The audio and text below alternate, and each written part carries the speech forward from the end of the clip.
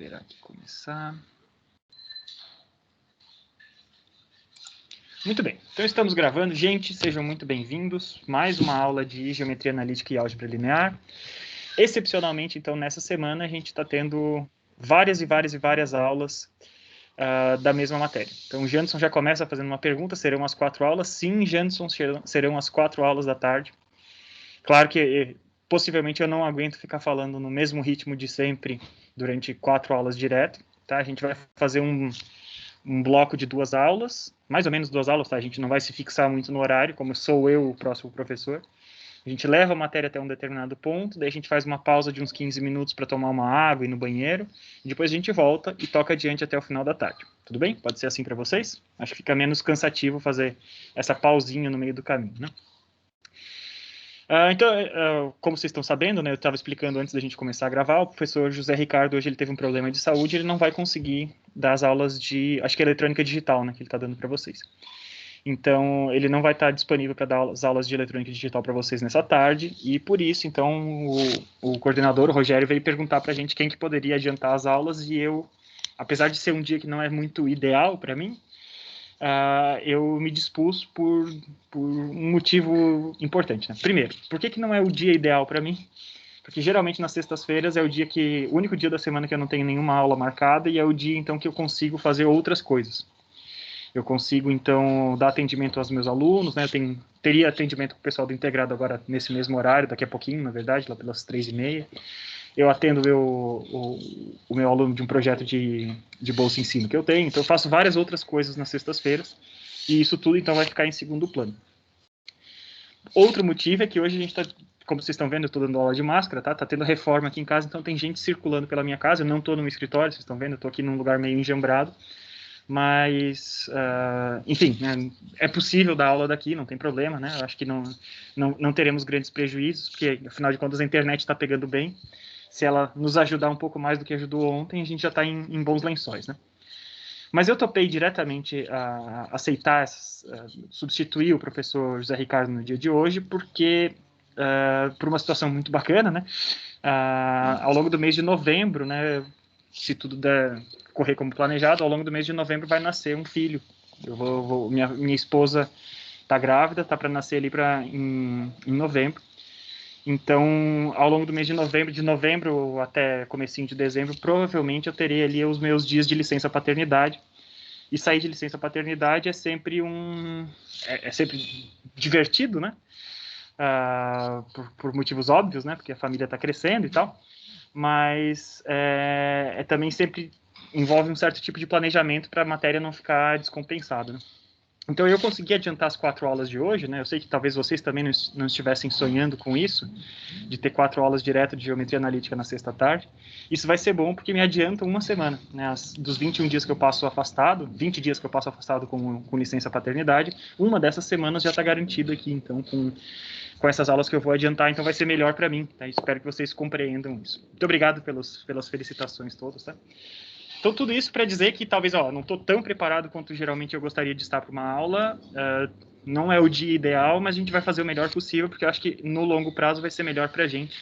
Vai ser melhor a gente fazer isso do que lá para frente a gente ter que acumular muitas aulas numa semana só, tá? É melhor a gente já ir desovando essas aulas ao longo do caminho, tá bom? Então, o que é o nosso objetivo da aula de hoje? O que a gente fez na aula passada, até a aula de ontem, né?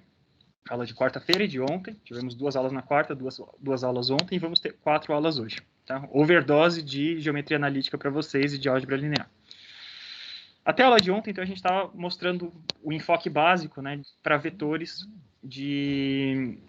primeiro da geometria analítica, e em seguida, no finalzinho da aula de ontem, a última meia hora da aula de ontem, eu estendi o conceito de vetores numa ótica mais álgebra linear. Tá?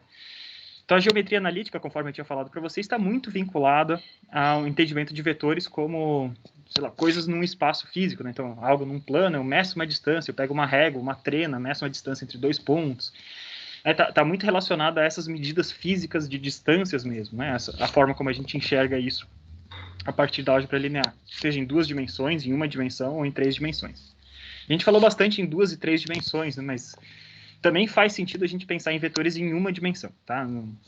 Não teria problema nenhum. Se o meu espaço todo existe sobre uma linha, a distância da origem até um determinado ponto poderia ser um vetor também, de forma totalmente legítima, nesse contexto mais de geometria analítica.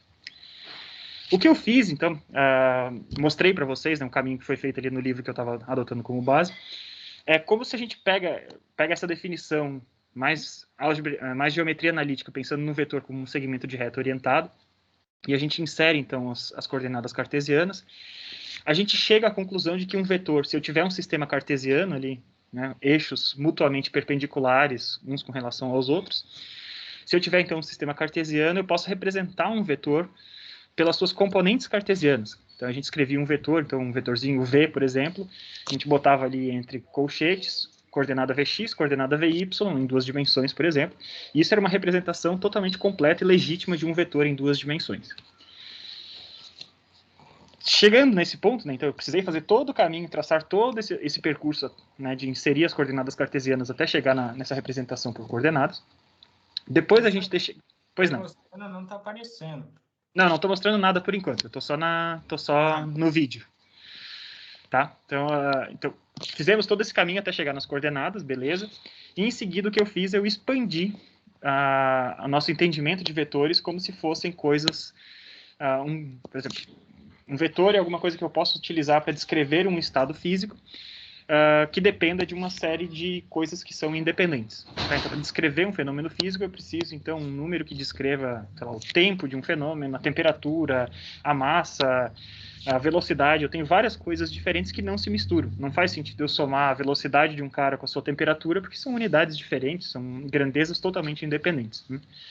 Então, se esse é um contexto que a gente consegue imaginar, e eu espero que vocês todos consigam imaginar isso, a gente pode pensar, então, num vetor como simplesmente uma forma de armazenar informações que são independentes umas das outras. Tá? Então, nesse sentido, na hora que a gente faz esse passo conceitual, ou seja, que a gente expande a maneira que a gente entende vetores para essa forma, a gente passa a entender os vetores, pensar naqueles vetores que são muito distâncias, né, em espaços físicos, como um tipo possível de vetores. Mas vetores, no contexto geral, como algo muito maior do que aquilo. Tá? Os vetores, no geral, eles podem ser muito mais do que simplesmente uma distância entre 2 pontos, ou o caminho que eu tenho que percorrer de um ponto até chegar no outro. Tá? E na hora que a gente pensa, então, nesses vetores como armazenamento de informações que não se misturam, nessa visão que é mais de álgebra linear, efetivamente, a gente percebe, então, que os vetores, que essa concepção de expressar um vetor a partir de suas componentes, das suas coordenadas individuais, isso é alguma coisa muito natural. Então, por que eu tenho que empilhar coordenadas diferentes? Ora, porque eu não posso misturar a primeira com a segunda coordenada, que são coisas diferentes. Né? Então, um vetor ele passa a ser alguma coisa que não precisa estar vivendo num espaço bi ou tridimensional, que são os espaços que a gente experiencia, né, os espaços físicos que a gente tem experiência aqui com a gente. Eles podem ser n-dimensionais, podem ter o tamanho que a gente quiser. E é muito natural a gente entender que eu preciso representar aqueles vetores dessa forma, vetores com diferentes coordenadas separadinhas. Então, nesse contexto da álgebra linear, a gente começa do ponto onde a gente acabou a nossa descrição de vetores pela ótica de geometria analítica. Tá? Então, a gente chegou até esse ponto e eu expliquei, então, no finalzinho da aula passada, os últimos 10 minutos, talvez, da aula passada, eu expliquei que a partir do momento que a gente entende esses vetores como coordenadas individuais, né, dentro de colchetes as coordenadas independentes, separadas umas das outras, a gente pode entender diversas operações que a gente tinha visto com vetores, como produto por um escalar. Né? Se eu quero dobrar o tamanho de um vetor, o que eu faço?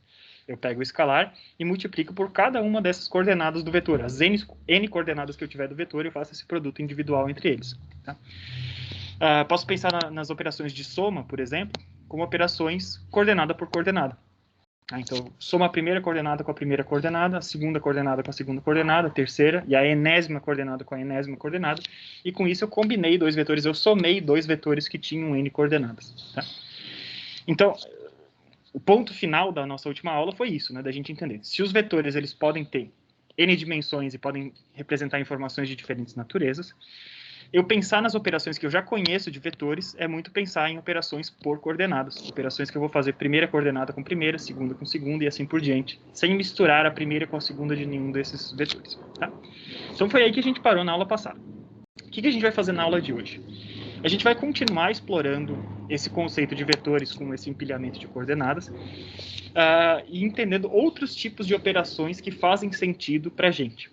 Então, ao longo da aula de hoje, sim, a gente adota muito o conceito mais álgebra linear de vetores, que eu apresentei na aula passada, mas a gente também, não quer dizer que a gente não vá fazer relações com coisas de geometria analítica, tampouco, tá bom? Então, a gente vai continuar apresentando essas coisas, mas sempre que possível a gente vai vai trazer de volta para a gente ter visualização e enxergar setinhas, né? No lugar da gente simplesmente enxergar uma pilha de números que eu não consigo desenhar fisicamente o que é. Sempre que possível a gente traz de volta e a gente vai tentando caminhar com essas duas noções ao mesmo tempo. Então, eu estou dentro do mundo e de operações de álgebra linear, mas ao longo do caminho eu vou mostrando, quando for possível, os conceitos e as relações geométricas dessas coisas ao longo do caminho, tá bom? Então, essa vai ser a nossa primeira parte da aula. A gente vai levar diversas coisas que a gente consegue fazer com vetores. Na hora que a gente terminar de falar sobre uma operação bem importante de vetores, que é a operação de produto escalar ou produto interno, a gente faz uma pausa ali de uns 15 minutos. E na volta dessa pausa, a gente começa já a falar de matrizes, como eu tinha prometido para vocês. Eu falei que na semana seguinte a gente ia começar já a introduzir matrizes, e a gente já vai enxergar essas matrizes na aula de hoje. Na verdade, até antes dessa pausa, eu já vou mostrar como, pensem que isso aqui poderia ser uma matriz, e a partir desse momento, depois da nossa pausa, a gente começa a falar um pouquinho sobre matrizes, tá? Então, agora sim, eu vou começar a compartilhar minha tela. Vamos tentar fazer isso de uma forma bacana. Eu não vou tentar fazer aquele esqueminha de eu ficar aparecendo por cima da tela de vocês, porque eu percebi que quando a gente grava, não grava daquela maneira que tinha. Justamente para mim era a melhor coisa que tinha desse modo de apresentação era gravar e a pessoa que assistisse em casa me ver um pouquinho maior, assistisse o vídeo gravado, né? Como ao gravar isso não acontece, não faz sentido a gente investir nisso. Então deixa eu compartilhar simplesmente a tela. SMP.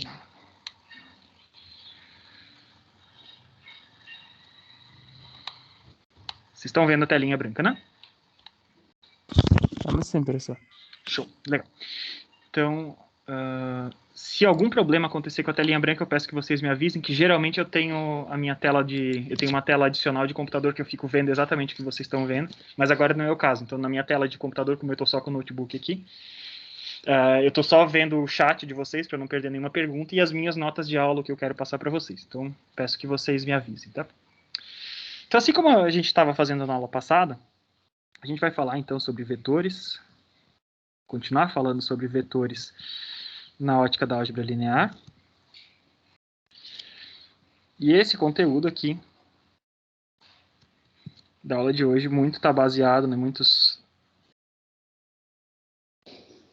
boa parte dos exemplos e dos exercícios que a gente vai ver, eles estão baseados do livro do Strang, tá?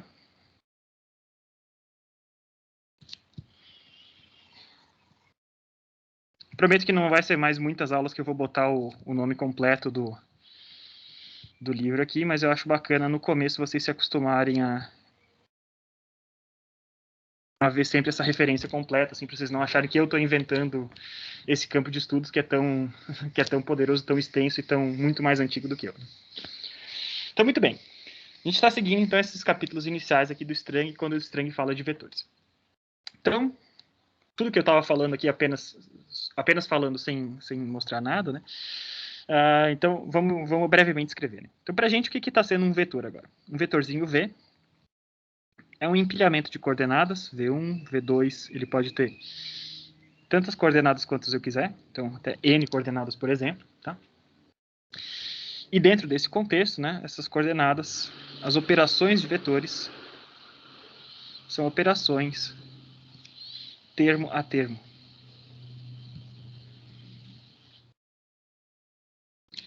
Então, se eu pego o vetor V e eu somo com outro vetor U, logicamente, para eu conseguir somar esses dois vetores, eles têm que ser vetores da mesma dimensão, tá? O número de elementos que tem é o que a gente chama de dimensão do vetor. Então, se eu estou fazendo U mais V, essa operação de soma nada mais é do que eu pegar o 1 e somar com o V1, o 2 e somar com o V2, e assim por diante, até o N, até somar com o Vn. Da mesma forma, se eu pegar alfa vezes v, alfa sendo um escalar, essa operação vai ser alfa v1, alfa v2, assim por diante até alfa v. É mais ou menos nesse ponto que a gente tinha parado na aula passada. Tá? Muito bem. Então, eu tinha prometido para vocês que a gente ia começar a enxergar coisas interessantes na hora que a gente pensasse, então, em como que a gente expressaria combinações lineares dentro desse contexto de vetores por coordenadas. Tá? Então, por isso que eu reapresento aqui a parte de soma. Na hora que eu tenho uma informação de como que eu somo dois vetores, e na hora que eu sei como que eu faço um vetor por um escalar, essas duas operações são as operações necessárias para a gente definir uma combinação linear de vetores. Tá? Então, a gente vai enxergar primeiro aqui. A primeira coisa que a gente vai discutir é como que ficam as combinações lineares se a gente pensa em termos de componentes. Em outras palavras, quando eu estou querendo fazer aquela mesma coisa que eu estava fazendo antes. Né? Se eu quero saber um vetor C, que é a combinação linear desses vetores U e V, ele vai ser, então, um coeficiente M, que multiplica o vetor U, um coeficiente N, que multiplica o vetor V. Como que isso é representado coordenada por coordenada? Tá, vamos supor agora, só para ficar fácil de eu escrever, para não ter que escrever infinitos números aqui, isso tudo se estende para qualquer tamanho, tá? Para qualquer dimensão. Mas vamos supor primeiro que U e V sejam pertencentes a R3, sejam vetores de 3 coordenadas. Pois não. Aquele símbolo ali no... É a notação de proporcionalidade? Onde? Aquele alfa? Não, a alfa é um coeficiente, é um escalar. Ah, tá. Tá? Eu aviso quando eu tiver uma notação diferente. Assim, no máximo possível, sempre que eu for utilizar letras normais e letras gregas, são ou números ou vetores. Tá bom? Então, um alfa é uma letra grega, é simplesmente um coeficiente alfa. Poderia ter posto letra A, alguma coisa assim. Eu só escolhi botar uma letra grega porque eu estava utilizando letras minúsculas já para os vetores. Então, botar um coeficiente, uma letra grega ali no meio do caminho, fica algo mais fácil, tá? Muito bem. Então, imagina que esses caras sejam pertencentes a R3. E, na verdade, eu vou botar até mais um vetor aqui, tá? Vamos botar o vetor W também.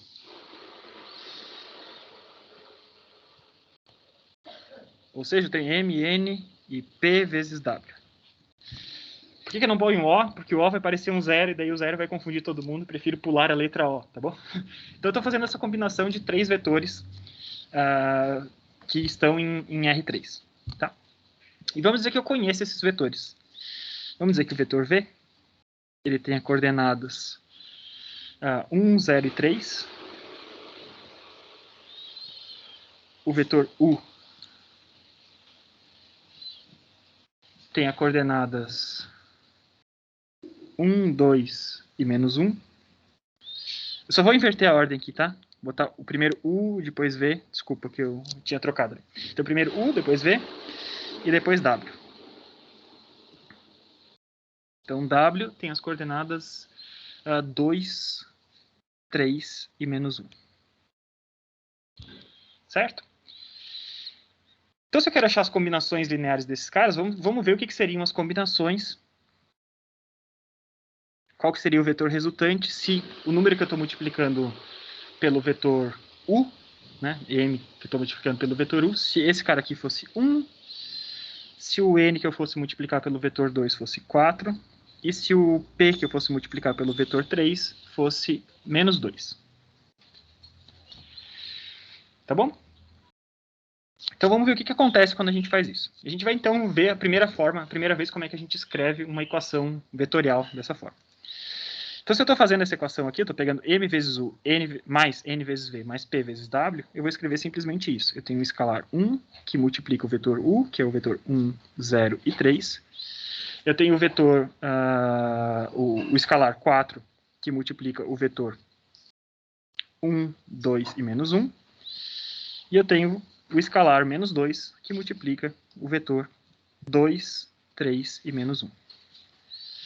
Então, eu posso fazer essas operações, como eu falei para vocês, por coordenada por coordenada. Tá? E o que representa isso? Eu vou fazer primeiro os produtos, né? Os produtos por escalar, e depois que eu tiver todos os produtos distribuídos certinho, eu vou só somar os escalares. Então, o primeiro vetor, se eu faço 1 vezes o primeiro vetor, 1 vezes qualquer número, não muda esse número, então eu sigo tendo as coordenadas 1, 0 e 3. Em seguida, eu tenho 4 vezes o segundo vetor, isso vai fazer o quê? Eu tenho 4 vezes 1 deu 4, 4 vezes 2 deu 8, 4 vezes menos 1 deu menos 4. Terceiro caso, vou somar, né? Vou botar aquele menos 2 e vou jogar para dentro o menos 2, tá? Vou deixar o maisinho aqui do lado de fora. Então, eu tenho menos 2 vezes 2 deu menos 4, menos 2 vezes 3 deu menos 6, e menos 2 vezes menos 1 deu 2. Essa combinação, que era o vetorzinho que eu chamei de C aqui em cima, né? Essa combinação, então, agora basta eu pegar coordenada por coordenada. A primeira coordenada de todo mundo e somar. Então, eu tenho 1 mais 4 menos 4, sobrou 1. Depois eu tenho 0 mais 8 e menos 6, sobrou 2. E depois eu tenho 3 menos 4 e 2. 3 com 2 deu 5, menos 4 deu 1. Chegamos, então, no vetor 1, 2 e 1, dessa forma.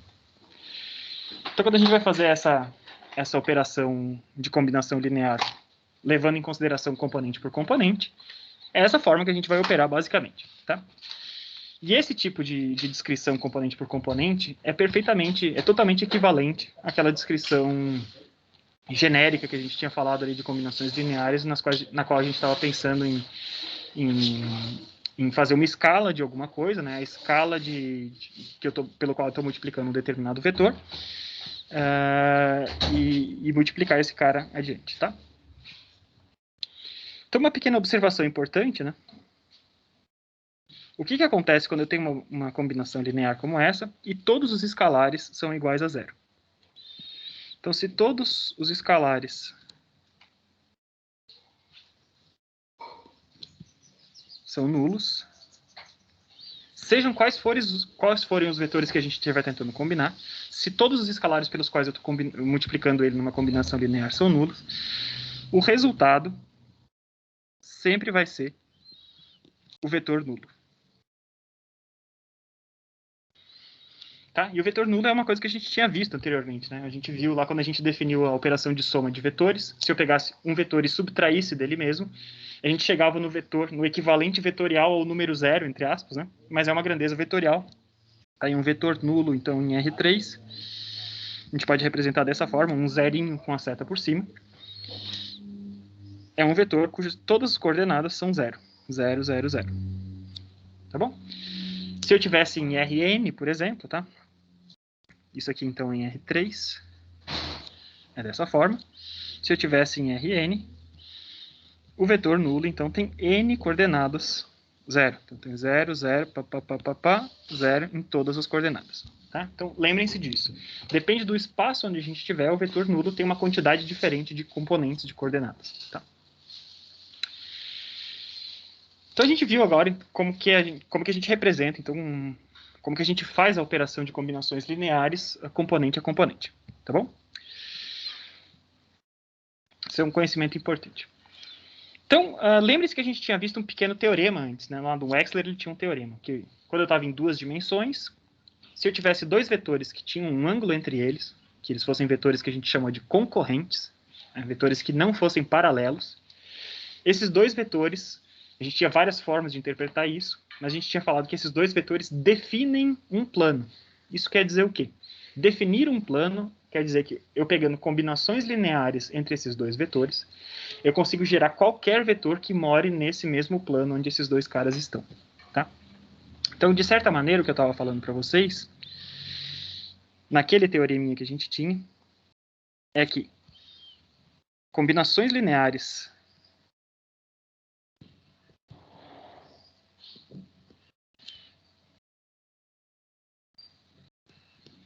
que a partir de agora eu vou chamar apenas de CL, tá? Para não precisar gastar minha mão aqui escrevendo muita coisa, tá? Combinações lineares de dois vetores concorrentes, tá? E o que é ser concorrente? Então, o ângulo entre esses vetores é diferente de zero. O ângulo, deixa eu chamar de θ, né? O ângulo entre eles é diferente de zero. Então, combinações lineares de dois vetores que não sejam de 0 ou 180, né? Eles não podem ser paralelos. Então, se está zero, ou se eles estão um apontando para um lado e outro para o outro, 180 graus, ele segue sendo, a linha de ação segue sendo paralela, tá? Então, combinações lineares de dois vetores concorrentes são capazes de gerar qualquer vetor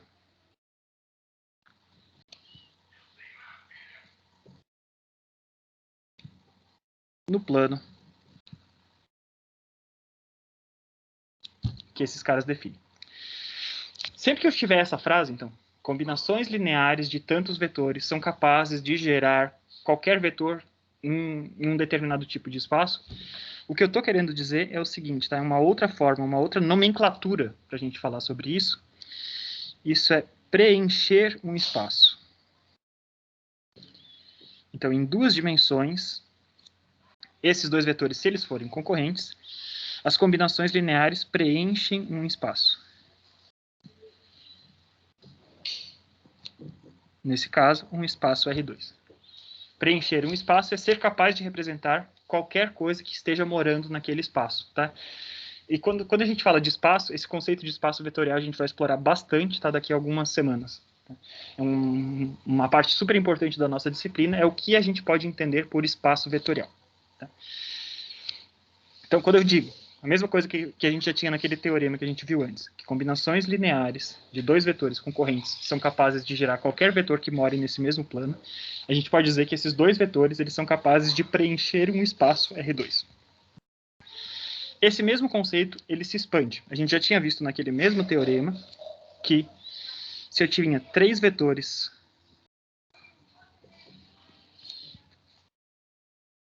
não coplanares, coplanar, vocês todos conseguem entender e imaginar o que isso quer dizer. Né? Três vetores que não estejam em um mesmo plano.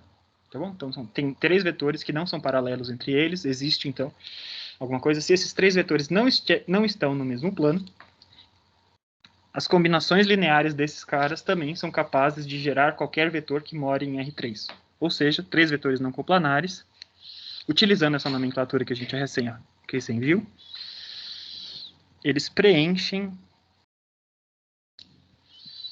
um espaço R3. Tá? Então isso é só uma forma nova da gente enunciar o mesmo teorema que a gente tinha visto no ano passado. Tá? Só que agora, lembre-se que a gente está no contexto de álgebra linear, e agora não necessariamente eu preciso ter apenas vetores com duas ou três componentes. Eu posso ter vetores com N componentes. Se a gente faz essa extensão, a gente logo chega numa definição muito importante. Tá? Uma quantidade, uma informação bastante importante. Já te passo a palavra, tá, Guilherme? Então, em Rn, o que eu posso dizer? Em Rn, então, né, a partir dessas duas informações,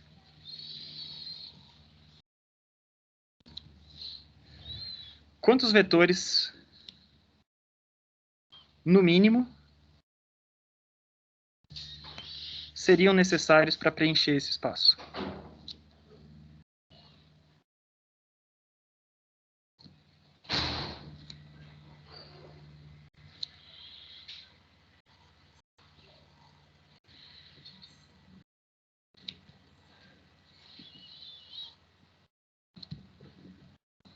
Alguém quer chutar aí no chat ou falando? N vetores. Exatamente, né? Então, se eu estava em duas dimensões, eu precisava de dois vetores que não fossem paralelos. Em três dimensões, eu precisava de três vetores que não estivessem no mesmo plano. Em N dimensões, eu preciso, no mínimo, de N vetores.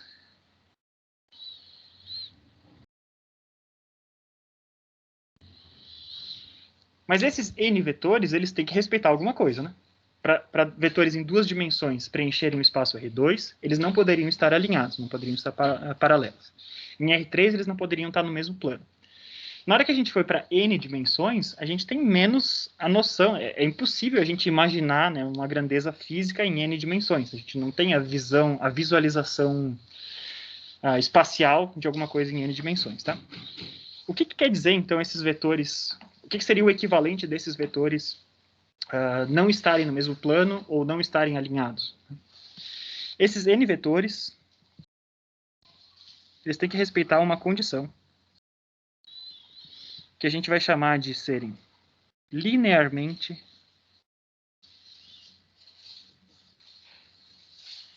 independentes.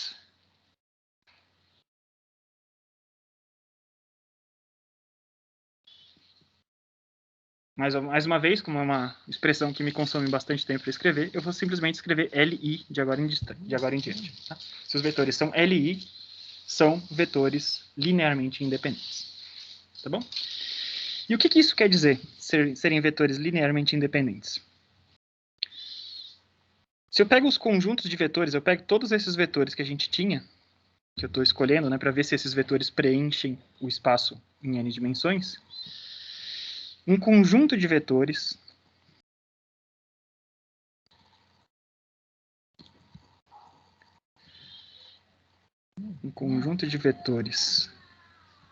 é linearmente independente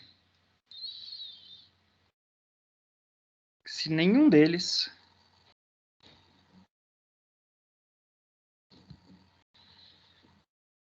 pode ser escrito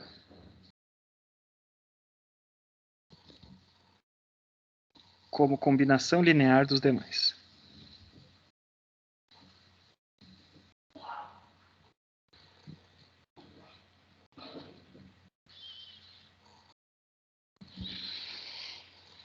Tá? Então vamos ver se isso aqui é condizente, né? Se essa minha condição, se isso que eu estou dizendo para vocês, que ser linearmente independente é não ser possível escrever nenhum deles como combinação linear dos outros vetores, vamos ver se isso funcionava nos dois casos que a gente já conhecia antes pelo nosso outro teorema. Tá?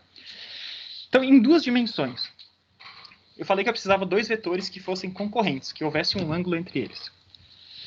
Se esses dois vetores não fossem concorrentes, se eles fossem paralelos, né? Um desses dois vetores era simplesmente uma escala do outro. Vocês percebem isso? Por exemplo, se eu tivesse vetores U e V que fossem paralelos, eles tivessem comprimentos diferentes, eu poderia expressar, por exemplo, V em função de U, simplesmente multiplicando esse V. Sumiu o quê? Sumiu a tela? Isso? Pra mim tá normal. Não, nada. Ah, tá. Beleza. Vocês me avisem, tá? Se vocês não estiverem vendo, como eu tô falando, eu não Foi sei o que só no vocês estão meu. enxergando. Beleza. Volta aí, vai e volta. Já volta. Voltou, Matheus? Voltou, né? Voltou. Beleza. Então, esses dois vetores, se esses dois caras fossem alinhados, né? Então, imagine que eu tivesse o vetor U e vetor V paralelos. Se esses dois caras são paralelos, quando U é paralelo a V, acho que é inclinadinho para o outro lado, né? A expressão de paralelo. Assim, então, eu posso escrever, existe algum alfa para o qual eu consigo escrever V igual a alfa vezes U. Se esse aqui é o caso, esses caras aqui são linearmente dependentes. U é dependente de V e esses caras não preenchem um plano. Tá bom? Então vamos desenhar aqui, vou fazer tipo uma placa de que não respeita, tá? Uma placa proibida. Então, essa condiçãozinha aqui não consegue preencher o plano, porque esses dois caras, um é dependente do outro. Em 3 dimensões, vamos pensar. Eu tenho 3 vetores, tá? Tenho U, tenho V, e o terceiro vetor, o vetor W, é uma combinação linear desses caras. Se ele é uma combinação linear desses caras, ele está no mesmo plano, né? Lembre-se que essa era a definição do espaço de duas dimensões. Então, se U, V e W estão todos no mesmo plano,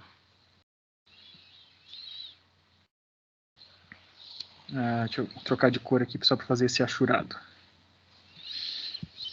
Então, se eles estão todos nesse mesmo planinho aqui, esses caras são incapazes de preencher alguma coisa de 3 dimensões. Porque qualquer combinação linear desses 3 caras que eu pegar, eles vai permanecer naquele mesmo plano, ele não vai fugir, né? Então, V era como ele não preenche, né? Voltando na minha mesma lógica de antes, nesse caso específico, eu sei que W é uma combinação linear de alguma coisa de U mais alguma coisa de V. Ou seja, esses caras aqui são linearmente dependentes, eles não estão independentes uns dos outros. E como eles não são independentes uns dos outros, eles não preenchem o espaço R3. Tá bom? Então vale, né? Dá para ver que faz sentido a gente pensar nessa condição de linearmente independentes como sendo a condição necessária para que a gente consiga preencher um espaço, seja qual for o tamanho desse espaço. Tá? Então, vocês observem como é importante a gente ter esse conceito de combinação linear bem definido na nossa cabeça. Tá? Então, essa parte aqui foi meio que a extensão, né? A extensão daquele teorema de base que eu mostrei na aula passada para n dimensões.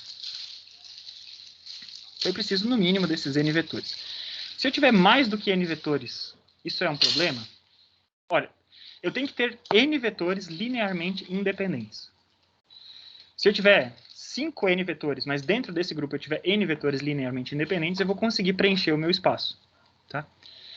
Esses n vetores independentes formam o que a gente chama de base, como a gente vai ver mais para frente. Uma base para um determinado espaço é o conjunto com a mínima quantidade de vetores necessários para a gente preencher o espaço inteiro. Eu esqueci que tinha uma pergunta antes, né? Desculpa, quem que foi? Era o Guilherme? Acho que baixou a mão, daí eu já me esqueci. Ah, não, já resolvi ela já. Obrigado. Desculpa, viu, Guilherme? Desculpa, Guilherme, viu? Demorei demais. Né? Sem problema. Show. Daí o Daniel botou uma outra pergunta. O alfa inclinaria o U até ele tocar no V? Em qual caso, Daniel? Ali no primeiro, que nem você falou quando ele está paralelo, Tá. aí você falou, o vetor V ali é igual a alguma coisa vezes o U. Isso. Então, lembra o seguinte, a gente quando apresentou vetores, a gente definiu dois vetores que tenham direções paralelas e o mesmo comprimento, a gente diz que são vetores iguais. Tá? Então, se essas direções são paralelas, eles não precisam se encostar. Eu sempre posso deslocar esses caras aí até fazer coincidir essas duas linhas. Tá? Então, na hora que eu desloco essa linha de ação de V por cima da linha de ação de U, fica claro que a única coisa que eu tenho que pegar com o vetor de U é mudar o comprimento dele. Na hora que eu mudei o comprimento dele, esse alfa ele não inclina o vetor de U, ele só aumenta ou reduz o comprimento dele até que ele tenha exatamente o mesmo tamanho de V. Deu para entender? Ah, tá, entendi. Beleza.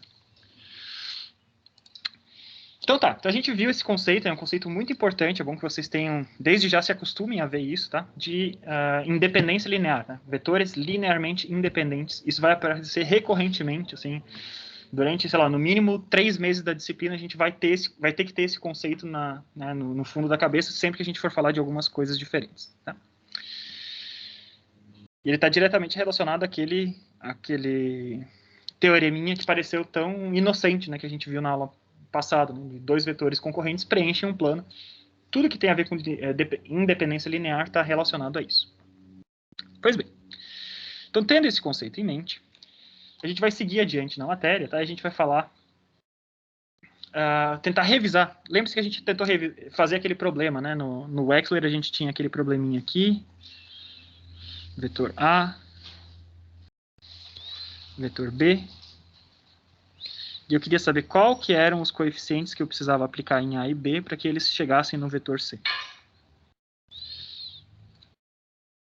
Tá, então.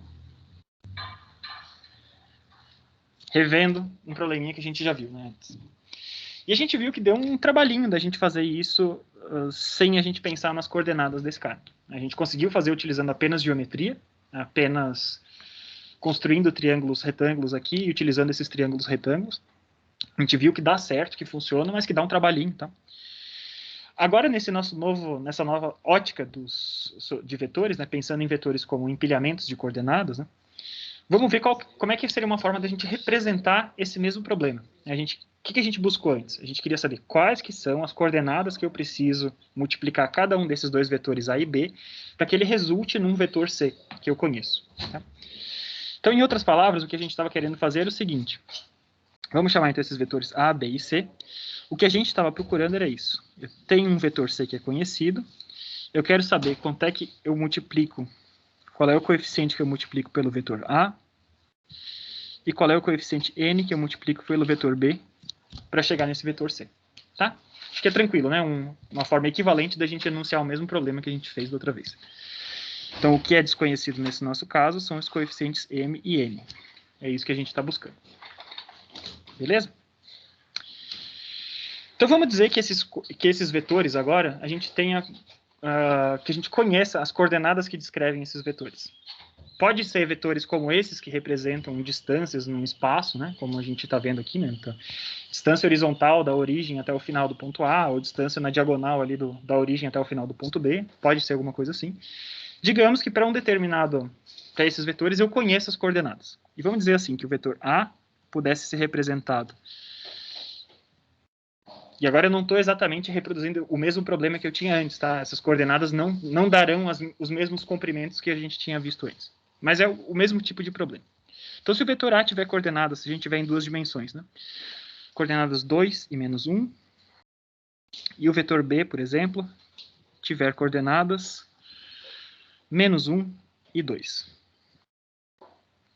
E eu quero chegar no vetor C, que é um vetor conhecido. Eu quero saber qual que é a combinação desses dois vetores que resultam no vetor 1 e 0. Tá? Então, é o mesmo tipo de problema. Claro, tamanhos diferentes dessas coisas e tudo.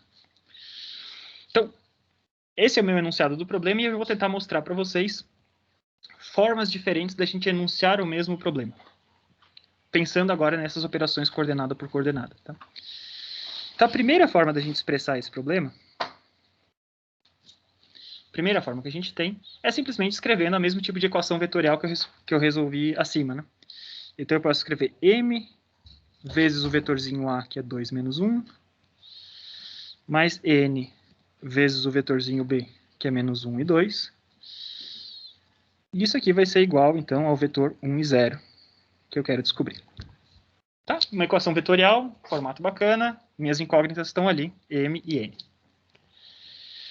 Isso é totalmente equivalente, se a gente estiver pensando coordenada por coordenada, essa forma do problema é totalmente equivalente a uma segunda forma do problema. Então, na hora que eu distribuo esses caras, né, pego esses coeficientes que eu quero descobrir quanto é que eles valem, e eu distribuo eles para cada uma das coisas que a gente tem, eu tenho 2 vezes m menos n, isso vai ser igual a 1. Né? Eu estou pegando essa primeira linha, né? E esse cara vezes esse, mais esse cara vezes esse, vai ser igual àquele. Tá? Ou seja, na hora que eu faço isso, eu estou escrevendo a seguinte equação. Né? 2 vezes n menos n, 2 vezes m menos n, isso aqui vai ser igual a 1. Fazendo isso a mesma coisa para a segunda linha desse problema, eu tenho menos m menos 2n igual a 0. Então, eu tenho menos m mais 2n igual a 0. Então, vocês percebem como brota naturalmente do nosso problema original de encontrar qual é a combinação linear de vetores que resulta num vetor conhecido. Naturalmente brota um sistema linear de equações. Eu tenho duas equações para resolver as minhas duas incógnitas. Tá? E da mesma forma, tá, se a gente pensar nesse formato de problema, eu poderia escrever essa mesma equação da seguinte forma. Eu pego os dois vetores que são conhecidos e coloco nas colunas de uma matriz. Então, o primeiro vetor é a primeira coluna, o segundo vetor é a segunda coluna dessa matriz. Eu multiplico esses camaradas por um vetor cujas coordenadas são m e n. E o resultado disso é o meu vetor de resultados 1 e 0. Se vocês se lembram de regras de multiplicação de matriz, tá bom que eu estou meio que trapaceando um pouco, porque eu nem apresentei matrizes oficialmente para vocês, mas todos vocês já fizeram ensino médio, então já viram isso alguma vez na vida, tá? Se vocês pensarem, então, num produto de matriz por um vetor, vocês verão que isso aqui é uma representação totalmente equivalente do mesmo problema. Ou seja, todos esses três caras são sistemas lineares.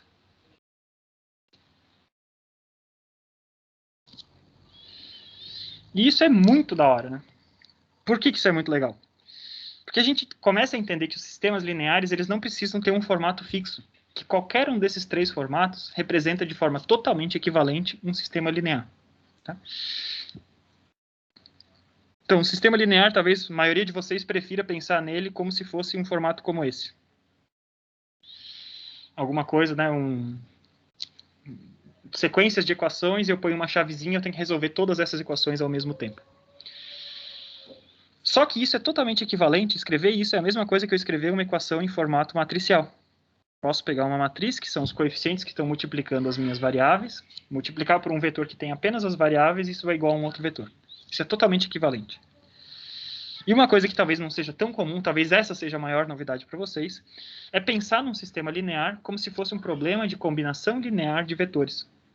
Então eu tenho um vetor conhecido, outro vetor conhecido, e eu quero chegar num terceiro vetor conhecido e eu quero saber quais são esses coeficientes que eu tenho que multiplicar por os vetores iniciais, vetores de base, para que eu chegue naquele vetor objetivo. Então, essa é uma mensagem muito importante, tá? E é uma das coisas que o Strang mais se preocupa nessa parte do livro. Tá? Então, o que a gente está querendo mostrar aqui? Que sistemas lineares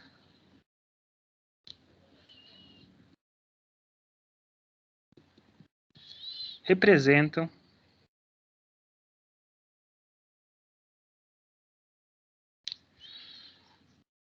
problemas de combinação linear de vetores.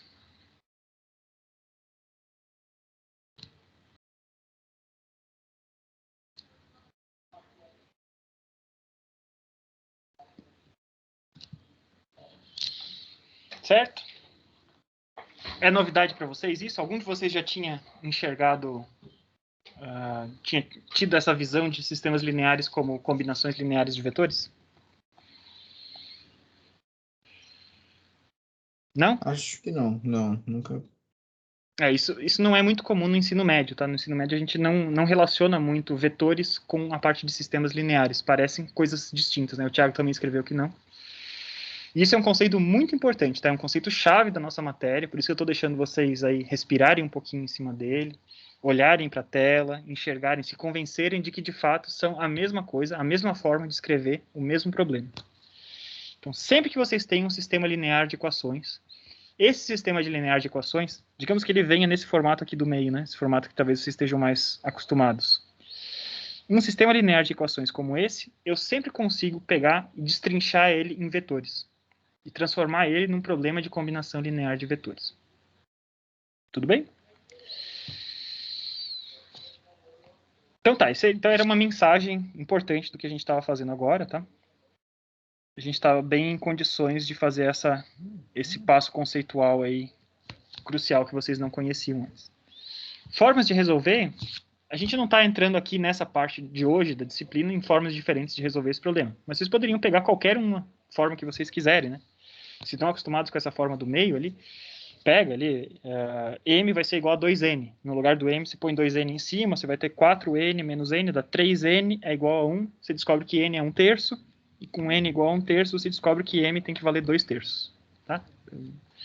Fazendo aqui de cabeça mesmo, vocês conseguem achar formas de resolver esse problema. Tá?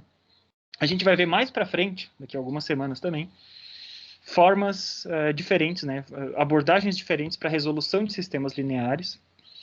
Mas vejam, o nosso objetivo não é tanto a gente necessariamente resolver na mão, chegar no final, achar qual é o resultado de um sistema linear, mas a gente vai conseguir, ao longo das próximas semanas, a gente vai encarar sistemas lineares a partir das matrizes que os representam, ou dos vetores que os representam, e a gente vai tentar chegar a conclusões a respeito dessas soluções. A gente vai bater o olho neles e a gente vai ter testes para saber, esse sistema tem solução ou não tem.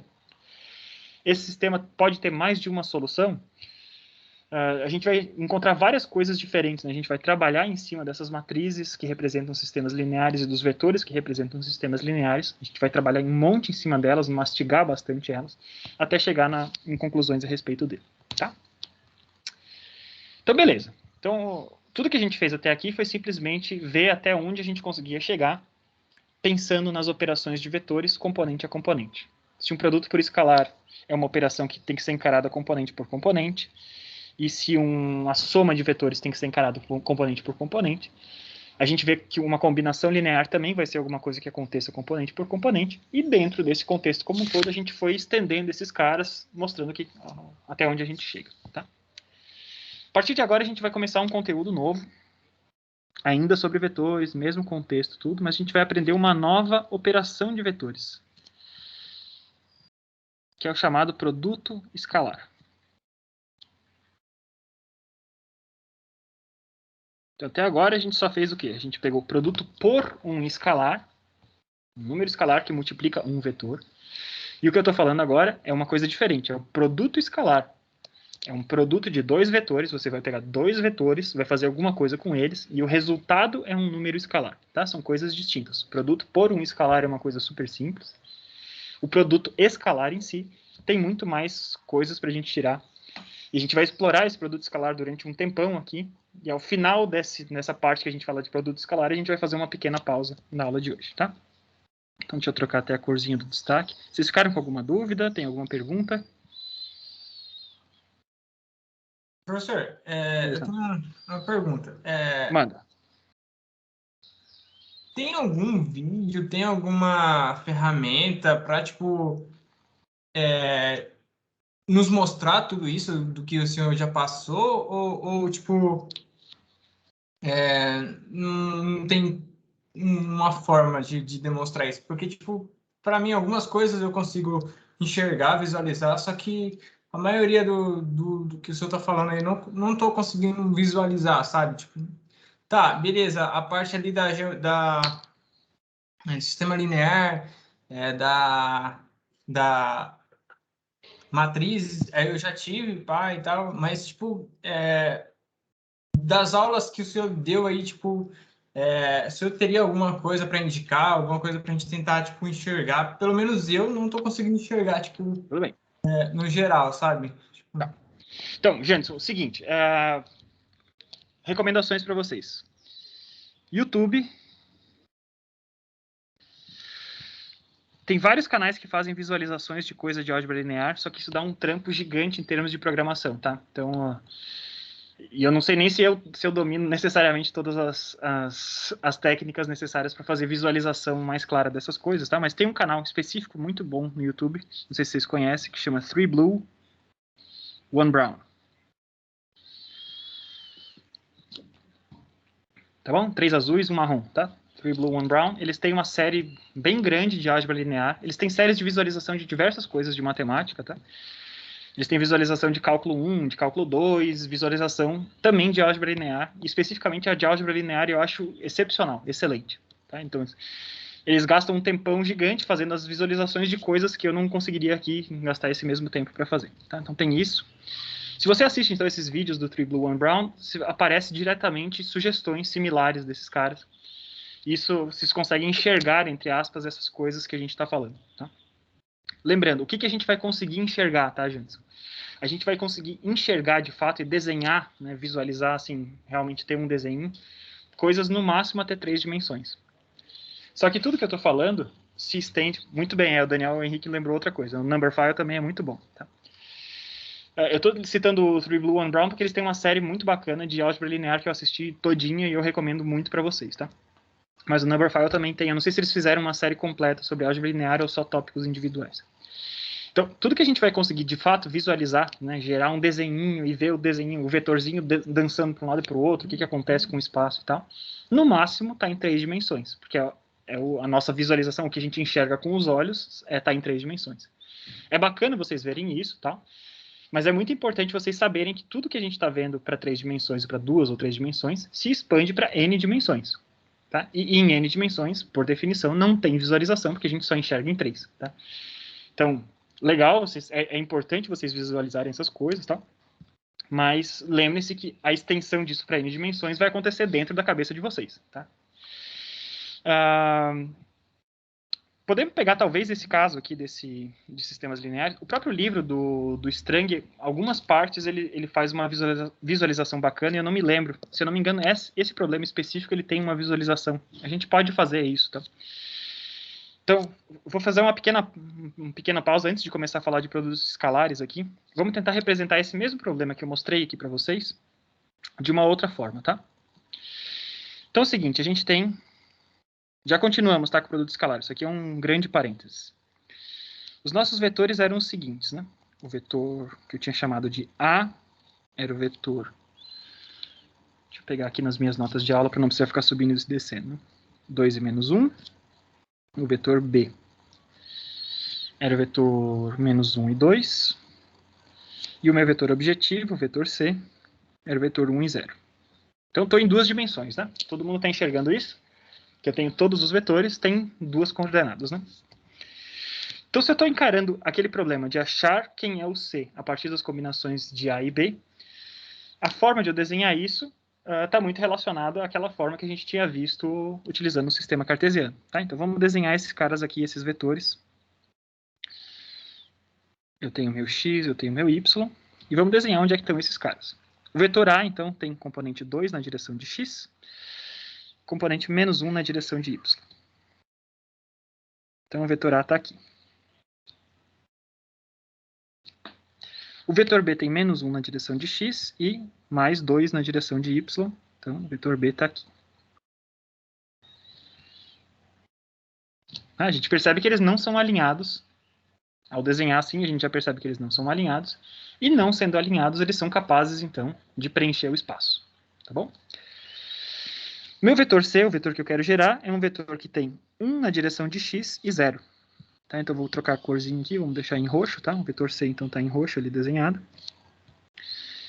Eu quero saber, então, qual que é a combinação dos vetores A e B que gera esse vetor C. Então, lembrando, é o mesmo desenho que eu fiz na aula de ontem. Eu estou fazendo, então, uma soma de alguma coisa multiplicado por A e alguma coisa multiplicado por B, e eu sei que o resultado tem que ser esse vetor C. Então, esse vetor C tem que ser o quê? Ele tem que ser aquela diagonal de um paralelogramo. Tá? Então, vamos encarar só o vetor C aqui. Vou desenhar a direção de A. A direção de B, levemente inclinado aqui. E eu estou somando coisas que estão nessa direção de B, coisas que estão na direção de A. E eu sei que a soma desse paralelogramo tem que dar exatamente a mesma coisa que esse vetor C. Então, pela regra do paralelogramo, o que eu tenho que ter? Eu tenho que ter uma paralela a essa linhazinha aqui, que passe lá na outra extremidade. Tá? Então, uma paralela à direção de B está aqui. Beleza? Além disso, nessa extremidade, vai ser o cruzamento de uma outra paralela que seja a direção de A. Tá? Então, esse vetor C é o cruzamento desses caras. Esse carinha aqui e esse carinha aqui são os dois vetores que eu estou somando. Então, eu tenho M vezes A e N vezes B. Tá bom? Então, quando eu estou encarando aquela primeira forma de escrever o problema, nessa equação, eu quero saber quanto que é o valor que eu tenho que multiplicar por A e quanto que é o valor que eu tenho que multiplicar por B para chegar em C. A minha visualização é essa. Tá? O vetor B era bem maior do que eu tinha. E o vetor A era bem maior do que eu tinha aqui.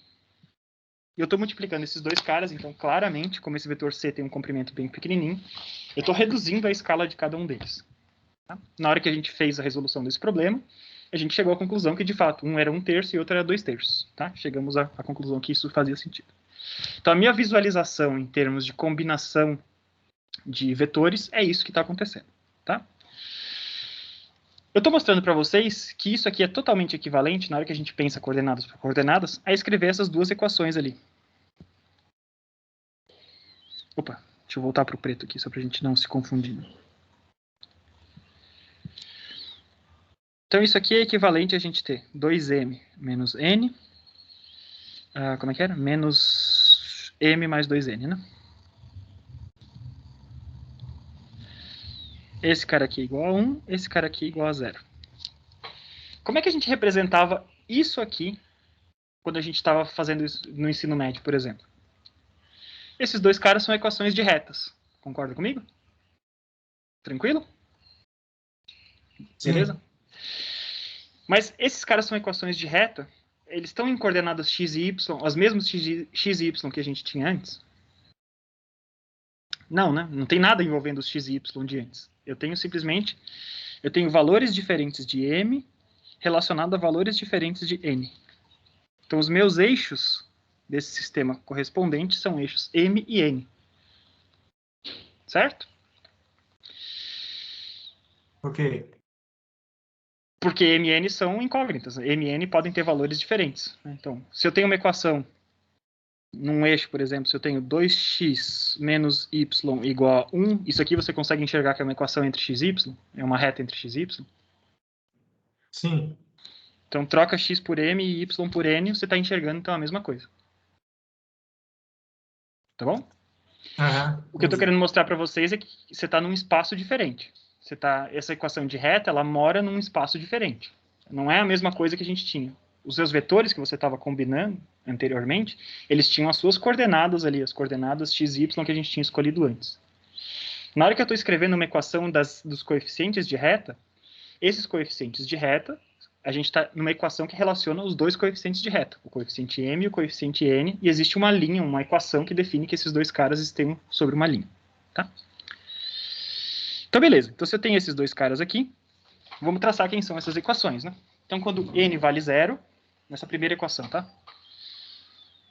Se n vale 0, então eu estou sobre esse eixo vertical aqui, m vale quanto? M vale meio, certo? Ok. Certo? Tranquilo? Então, o ponto onde essa reta corta ali, onde essa nossa primeira reta corta, é m igual a meio.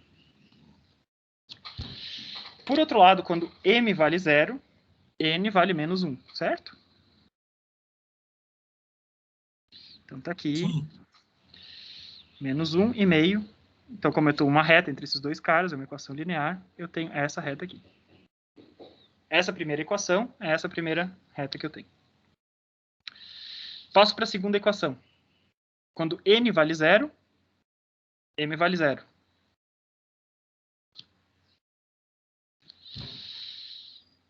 E esse segundo cara ali, então, a gente percebe, né? Se eu isolar esses caras, eu percebo que m vai valer 2n. Então, ele vai passar por esse ponto de origem, e ele é uma reta que tem uma inclinação que está definida. Sempre que eu tiver, se m valer 1, por exemplo, n vai valer meio. Quando m vale 1, n vale metade do que ele tinha, do que valia antes. Tá? Então, eu tenho essa reta aqui está meio, né? Aqui está 1/4. Quando m vale meio, n vale metade. Então, eu tenho essas duas retas aqui. Opa, falhou aqui, canetinha. E onde que está a solução do meu sistema linear? Onde essas duas retas se cruzam. É isso que quer dizer um sistema linear quando eu tenho um sistema linear de equações, né? Então, esse pontinho aqui é o ponto que define os valores de m e n que resolvem o meu sistema. Que eu vou chamar de m barra e n barra, tá? Então, você está vendo que a gente consegue fazer visualizações para essas coisas. Essas são muito valiosas, né? São informações bem interessantes, bem valiosas. E elas nos mostram, então, onde que estão as soluções desses caras com dois enfoques diferentes. Um enfoque de combinação de vetores e esse outro enfoque aqui, que são enfoques totalmente equivalentes. Beleza, Janderson? Beleza, professor. Obrigado. Nada. Tá? Então, achar uma solução de um sistema de equações, quando você usa qualquer método, por um desses métodos, isolando as variáveis nesse sistema aqui com chaves, você vai achar esse m barra n barra dessa forma, onde essas duas retas se cruzam.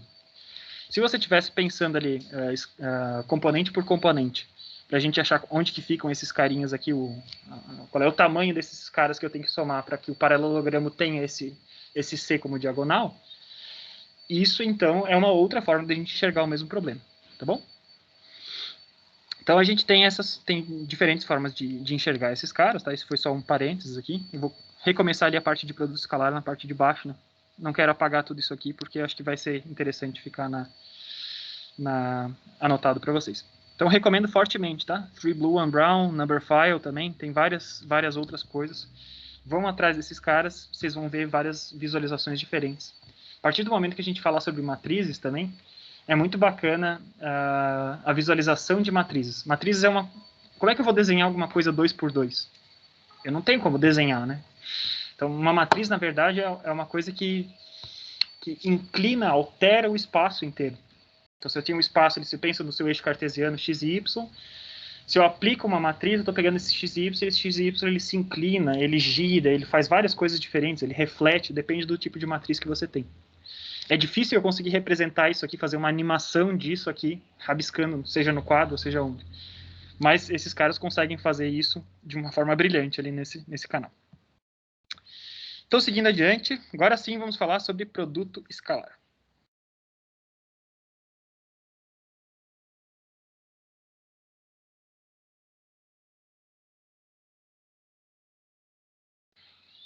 O produto escalar, então, como eu tinha falado para vocês, é uma operação entre vetores. A gente sabe somar vetores, a gente sabe fazer um produto por um escalar, só que não são as únicas operações necessárias para a gente lidar com vetores. Produto escalar, então, ele vai ter um sinônimo, tá? A gente vai chamar ele, e a maioria das vezes vocês perceberão que quando eu não estou pensando muito no que eu estou falando, eu vou chamar de produto interno. Tá? O mais correto, talvez, para a gente falar sobre...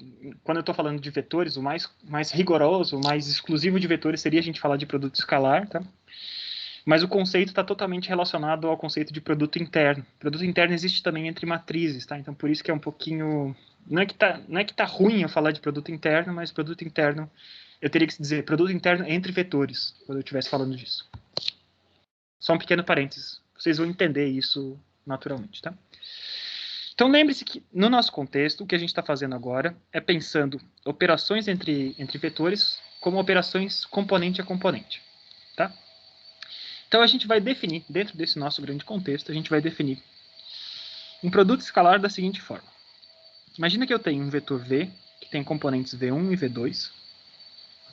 Sejam quais forem essas componentes, tá? Lembre-se, são simplesmente coisas que eu não posso misturar.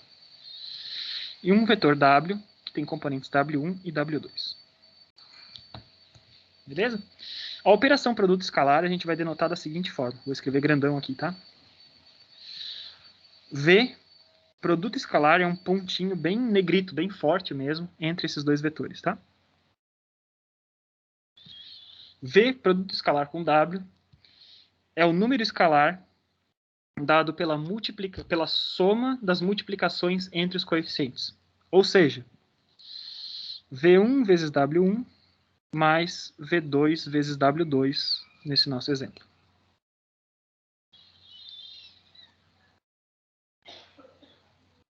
Então, eu estou multiplicando coisas que são multiplicáveis, né? Lembre-se, a primeira componente de cada um desses vetores é alguma coisa que corresponde, né? Para esses vetores estarem habitando o mesmo espaço, eles têm que ser correspondentes. Né? Então, o primeiro coeficiente de dois vetores que eu vou conseguir operar, pensando naquele conceito de um vetor como fenômenos físicos e várias grandezas diferentes. Então, o primeiro coeficiente sempre vai ter que ser, por exemplo, a temperatura do que eu estou medindo. Não faria sentido eu ter um vetor onde a temperatura é o primeiro componente e outro vetor no qual a temperatura é o terceiro componente e eu tentar operar esses dois caras. Eles têm que estar bem ordenados, eles têm que seguir uma lógica, tá? Então, o que eu faço? Eu pego esses caras que têm a mesma natureza e multiplico um pelo outro. Então, temperatura com temperatura, multipliquei os outros todos, as mesmas unidades, e eu faço a soma desses caras todos. Então, essa operação aqui, que é o produto escalar, claramente ele só resulta em um escalar. E por isso esse nome, tá? Produto escalar, que é um produto que tem como resultado um escalar. Então, se a minha interpretação de um vetor é simplesmente um empilhamento de coordenadas e eu estou fazendo todas as operações coordenadas por coordenadas, estendendo esse cara aqui para n dimensões, se V e W morassem em Rn, por exemplo, eu poderia dizer que isso aqui era simplesmente a somatória de 1 até n de VI, WI. Vocês estão confortáveis com esse tipo de notação? Tranquilo para vocês? Tranquilo. A gente usou bastante em cálculo semestre passado. Maravilha. Além disso, eu até poderia fazer, como esses índices são repetidos, né, em notação de Einstein, vocês devem também ter ouvido falar disso, né? Eu nem precisava escrever aquela somatória, né? Sempre que eu repito o índice, eu estou fazendo a somatória sobre esse índice. Então, se eu posso escrever VI e WI, eu já estou, ao escrever isso na notação de Einstein, isso já é diretamente soma em todas as coisas possíveis. Tá, então, só estendendo para Rn, isso aqui é um produto interno. Viu? Já falei produto interno sem querer. Então, se eu estou pensando só em componentes, tá, beleza. Mas, como eu tinha prometido para vocês, a gente nunca pode abandonar totalmente o conceito de geometria analítica, né? A gente está num curso de geometria analítica e álgebra linear. Se eu estivesse falando só de álgebra linear, eu podia simplesmente pegar isso aqui e tocar adiante. Mas, em geometria analítica, né, faz mais sentido, na hora que a gente lembra que os vetores para a geometria analítica, eles são setinhas orientadas, né? Segmentos de reta orientados. Então, fazendo um pequeno parênteses aqui. A forma como a gente introduziria isso em geometria analítica, que é uma forma totalmente equivalente, tá? A gente diria, então, que V, produto escalar W, era a grandeza dada pelo módulo de V vezes o módulo de W vezes o cosseno entre esses dois ângulos, entre esses dois vetores. Então, eu tenho dois vetores, tenho o vetor V, tenho o vetor W, tem um ângulo θ entre eles. Se eu pego o comprimento de V, multiplico pelo comprimento de W e faço o produto pelo cosseno entre esses dois ângulos, isso pode ser uma definição totalmente legítima do que é um produto escalar. Tá? Então, isso é só um parênteses. A gente vai, um pouquinho mais para frente na aula de hoje, a gente vai chegar a entender como que brota esse ângulo e como é que a gente pode definir ângulos entre vetores a partir dessa definição de produto escalar coordenada por coordenada. Então, a gente vai voltar, a gente vai chegar nessa definição, tá? Mas só que estou deixando bem destacado que se vocês estiverem lendo um livro de geometria analítica, muito provavelmente a definição mesmo da operação vai ser essa definição aqui. Vocês vão dizer que o produto escalar entre dois vetores é módulo de um, módulo de outro, vezes o cosseno entre eles. Mas vamos voltar primeiro a essa definição, a definição coordenada por coordenada. Vamos fazer um exemplinho aqui, um pequeno exemplinho do string mesmo, tá? 2 dimensões só para a gente começar. Vetorzinho V, coordenadas 4 e 2. Vetorzinho W, coordenadas -1 e 2. Quanto que vale o produto escalar desses dois caras? Da definição desses caras, eu pego simplesmente os primeiros coeficientes dos dois, multiplico, os segundos coeficientes entre os dois e multiplico. E a gente chega à conclusão, então, tem 4 vezes -1, mais 2 vezes 2. Então, eu tenho -4 com mais 4. O produto escalar desses caras dá 0. Tá? Sempre que o produto escalar entre esses dois caras der 0, a gente vai voltar a esse tema várias vezes mais para frente, mas já queria deixar claro para vocês. Sempre que o produto escalar de V por W for igual a 0, isso é uma forma da gente definir que dois vetores são perpendiculares. A gente vai poder dizer que V é perpendicular a W. Ou seja, que θ entre esses dois caras vai dar 90 graus. Tá bom? Isso vai ser um teste muito importante para milhões de coisas que a gente vai fazer ao longo do caminho. Tá? Então, pegando esse conceito aqui de perpendicularidade associado ao produto escalar, a gente pode facilmente pensar nos nossos vetorzinhos unitários dos eixos cartesianos, tá? Tem x e y. Então, lembre-se que o eixo x está associado a um vetor unitário, comprimento 1, que eu chamei de i chapéu.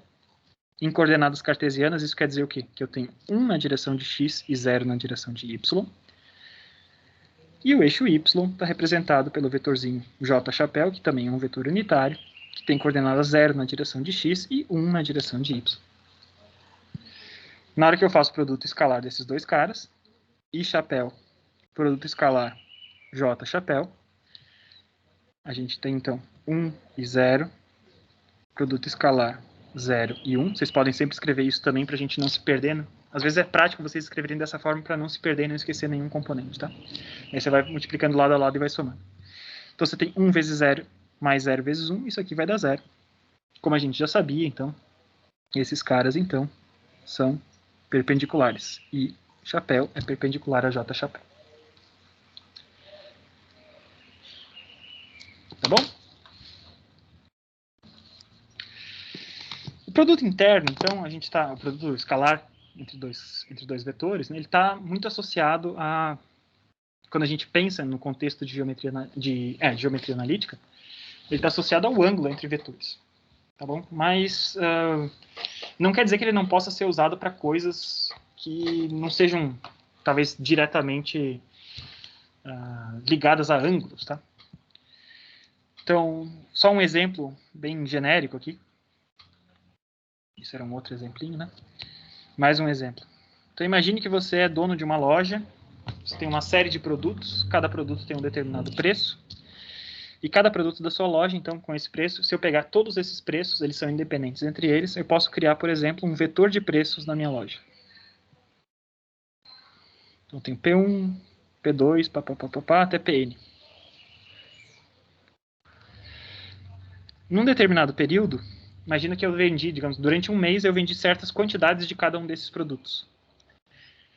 Isso também são coisas independentes, então eu posso pegar e dizer que do produto 1 eu vendi uma quantidade Q1, do produto 2 eu vendi uma quantidade Q2, até o produto N eu vendi uma quantidade Qn. Então o faturamento que eu tive no mês, o quanto de dinheiro entrou na minha loja, isso é simplesmente, a gente pode representar isso como o produto escalar de P vezes Q. Porque eu tenho o preço de 1 vezes a quantidade de 1, o preço de 2 vezes a quantidade de 2, até o preço de N vezes a quantidade de N. Se eu pego, então, se eu vendi 3 unidades a R$5 do produto 1, 3 vezes 5, 15, esse foi o faturamento associado ao produto 1. Se eu vendi 10 unidades de um produto que custa R$2, mais R$20 do produto 2, faço a soma disso aqui tudo. Isso aqui vai dar meu faturamento. Afinal de contas, isso aqui vai me dar P1, Q1, mais até PN, QN. Tá? Então, a gente poderia pensar em formas diferentes, né? Em formas alternativas. E não faria muito sentido assim, a gente pensar em ângulos entre esses dois vetores. Tá? Então, seria simplesmente formas de armazenar dados. Armazenei todos os preços, armazenei todas as quantidades. Para eu fazer o faturamento, bastaria fazer o produto escalar entre esses dois caras e eu chegaria no meu resultado. Tá? Então, isso era só um parênteses, assim, uma observação. Para que é importante o produto escalar? O produto escalar ele tem tudo a ver com comprimento de vetores. Tá bom? Então vamos lá. Comprimento de vetores.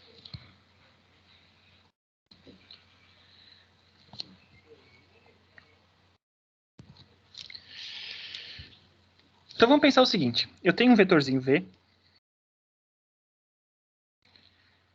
E eu quero saber qual é o comprimento desse cara. Se eu penso nas coordenadas cartesianas, uma coisa natural a fazer é o seguinte. Eu pego esse vetor V e coloco na origem do meu sistema cartesiano. Traço um eixo X e um eixo Y. Tá bom? Então, X e Y. E dentro desse sistema cartesiano, eu utilizo as propriedades do sistema cartesiano. Lembre-se, porque o sistema cartesiano é bacana, porque tudo é perpendicular, então sempre que a gente puxa projeções paralelas, eu volto a ter um triângulo retângulo, tá?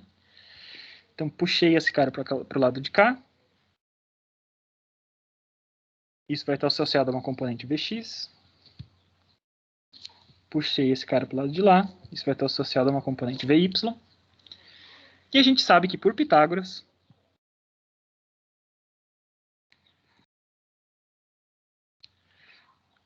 eu sei que o comprimento de V ao quadrado, né, o módulo de V ao quadrado, vai ser igual a Vx ao quadrado mais Vy ao quadrado. Tá bom? Então isso a gente sabia. Na hora que a gente estava ali pensando num vetor como se fosse simplesmente um segmento de reto orientado, incorporo o sistema cartesiano, e na hora que eu estou com um sistema de coordenadas cartesiano, a gente consegue achar por Pitágoras quanto é que vale o comprimento desse cara. Agora vamos pensar nos vetores com aquele empilhamento de coordenadas e vamos ver o que acontece quando eu faço um vetor e faço produto escalar dele por ele mesmo. Tá? Então, se o meu vetor é isso, né, a gente vai ter, então, V1 vezes V1 mais V2 vezes V2, né, se o meu V tiver duas coordenadas. Certo? Então, eu tenho V1 vezes V1 e V2 vezes V2. Agora, vamos comparar a cara desses dois caras aqui. Todo mundo percebe que é muito similar esses dois caras? Vamos reescrever aqui, né? Eu tenho V, produto interno V, vai ser igual a V1 ao quadrado, mais V2 ao quadrado. É muito similar a cara de um cara e de outro. Tá? Então, um produto escalar, na hora que a gente enxerga esses caras aqui, quando eu faço o produto escalar de um vetor por ele mesmo, esse cara aqui vai ser o comprimento dele, o módulo dele elevado ao quadrado. Então, eu posso utilizar o produto escalar para achar o comprimento de um vetor. Se eu tiro a raiz do produto escalar dele, de um vetor por ele mesmo, eu chego no comprimento desse vetor. Tá? Então, isso aqui, o Pitágoras estava aqui e tal, e na hora, como a gente está falando de n coordenadas diferentes, né, a gente fica claramente estendível, né, a extensão n-dimensional de Pitágoras brota naturalmente. A gente tinha visto a extensão tridimensional na aula passada, né? Eu falei que em R3 para vocês, o equivalente de Pitágoras era a raiz quadrada da norma desse cara. Como é que é? Isso aqui, né? Sem a raiz quadrada. Esse cara aqui, a norma desse cara ao quadrado, era Vx quadrado mais Vy ao quadrado mais Vz ao quadrado. A gente tinha visto isso para 3 dimensões, tá? Isso aqui é perfeitamente extensível para n dimensões na hora que a gente pensa nesse produto escalar componente a componente para n dimensões. Então, quando eu estou em Rn,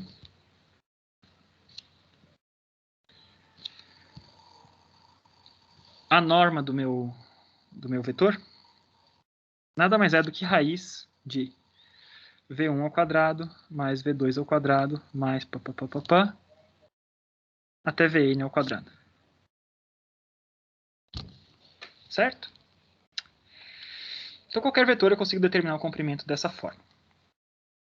Muito bem. Para que eu vou utilizar isso? Lembre-se que na aula passada eu falei que muitas vezes a gente está interessado muito mais na direção de um vetor do que no seu módulo. Então, se eu estou mais interessado na direção de alguma coisa do que no seu módulo, eu tinha recomendado para vocês que é muito interessante a gente pensar em vetores unitários, vetores que têm comprimento igual a 1. Então, como é que eu construo um vetor unitário? O vetor unitário... Só deixa eu dar um mudo aqui, rapidão.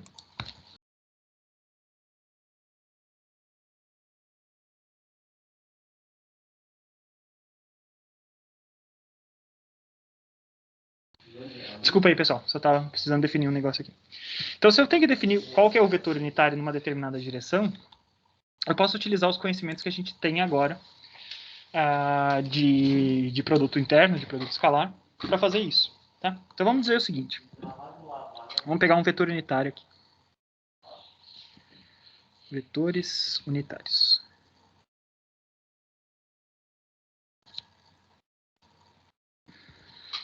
Tem um vetorzinho W. Digamos que ele seja um vetorzinho em R3, tá? Então, tá aqui o vetor x, y e z. Ele é um vetorzinho em R3, ele tem um comprimento lá, o comprimento dele. Não quero saber nada do comprimento dele. Eu quero saber quanto é que é o vetor unitário. Opa. O vetor unitário na direção de W. Como eu tinha falado para vocês, a gente vai escolher aqui, denotar isso dessa forma.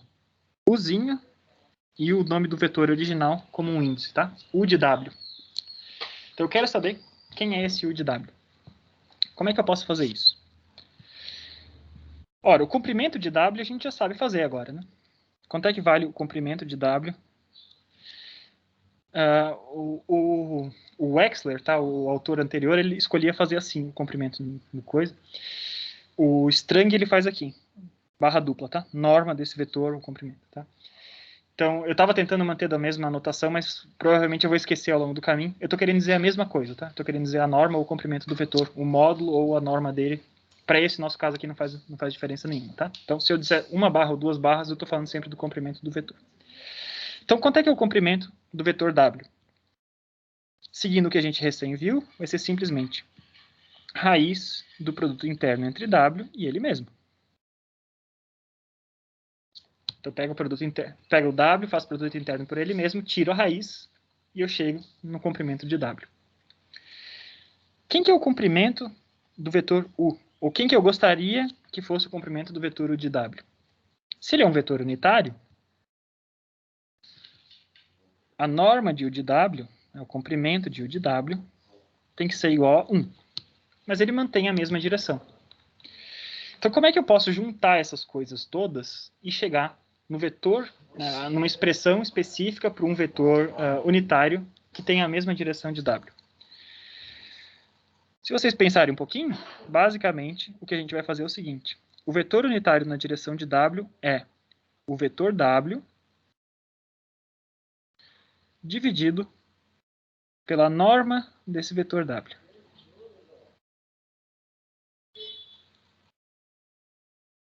Tranquilo vocês imaginarem isso?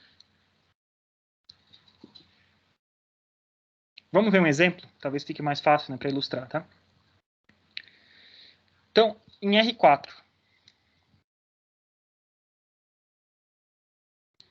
Estou em R4 e eu tenho um vetorzinho W, vamos chamar ele de W para usar a mesma notação que eu tinha antes.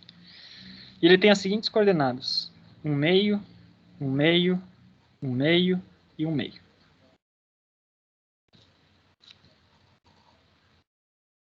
Tá bom? Esse vetorzinho tem coordenadas, então, na direção x, y, z e alguma outra coisa, que a gente não consegue mais desenhar, porque está em 4 dimensões. Para cada um desses caras, ele tem comprimento de 1/2. Quanto que vale a norma desse cara? A norma desse cara, então, vai ser a raiz de ele, produto interno por ele mesmo. Vamos fazer, então, quanto é que vale esse cara. Então, é raiz de 1/2 vezes 1/2, ou seja, 1/2 elevado ao quadrado, mais 1/2 elevado ao quadrado, mais 1/2 elevado ao quadrado, mais 1/2 elevado ao quadrado. Cada um desses 1/2 elevados ao quadrado dá 1/4. Ou seja, a norma desse vetor W é raiz de 1, ou seja, isso aqui vale 1. Então, um vetor que em R4 tem coordenadas 1/2, 1/2, 1/2 e 1/2, ele tem norma de 1, então ele é unitário.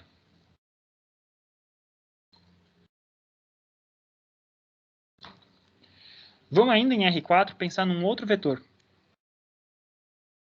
Vamos pensar num vetor. Vamos, para não confundir os Ws, tá? Vamos botar vetor V, por exemplo. Estou indo em R4, vamos pensar num vetor, então, que tenha coordenadas 1, 1, 1 e 1. Esses uns todos, a gente poderia pensar, pô, só pode ser um vetor unitário, né? Vamos ver. Quanto é que é a norma desse vetor V? É raiz de V, produto interno com V. E na hora que a gente faz esse V produto interno com V, a gente vai ver que vai ser 1 ao quadrado, mais 1 ao quadrado, mais 1 ao quadrado, mais 1 ao quadrado, ou seja, 1 mais 1 mais 1 mais 1, ou seja, 4. Raiz de 4, ou seja, 2. O comprimento desse vetor é o vetor 2. Vamos tentar achar, então, quanto é que vale o vetor unitário na direção de V agora. O vetor unitário na direção de V vale o quê? Vale o vetor V dividido pela norma de V. Tá muito ruim de ouvir, gente? Com a serra que tá cortando ali fora ou não? Tá tranquilo? O professor, Tá um pouquinho. Paulo, agora, Oi? se ele Desculpa. tacar a esmerilhadeira, não é melhor fazer um intervalo? Só um pouquinho. Ele vai cortar duas coisinhas. Fique tranquilo, tá acabando já. Então a gente espera. Tá? Fique tranquilinho. Eu vou escrevendo aqui rapidinho. Então eu quero saber quem que é o vetor U unitário na direção de V. Tá bom? Esse vetor U na direção de V, a gente vai pegar então o vetor de V e dividir por esse módulo de V. Módulo de V vale 2, certo? Então essa equação aqui, na verdade, o que é melhor a gente escrever até é escrever da seguinte forma. 1 dividido pelo módulo de V, isso aqui é um escalar, certo? Isso vezes o vetor V. 1 dividido pelo módulo de V é 1/2 vezes o vetor de V. E aí sim eu tenho as 4 componentes. Na hora que eu faço isso, eu tenho 1 meio vezes 1, 1 meio vezes 1, 1 meio vezes 1, 1 meio vezes 1. Eu chego, então, à conclusão que, nessa direção, o vetor unitário era o mesmo vetor W que a gente tinha visto antes. 1 meio, 1 meio, 1 meio e 1 meio. Beleza? Tranquilo? Então, só peguei a definição do que é um vetor unitário numa determinada direção e mostrei para vocês como que isso funciona em R4, que é uma coisa para a qual a gente não teria um feeling, né?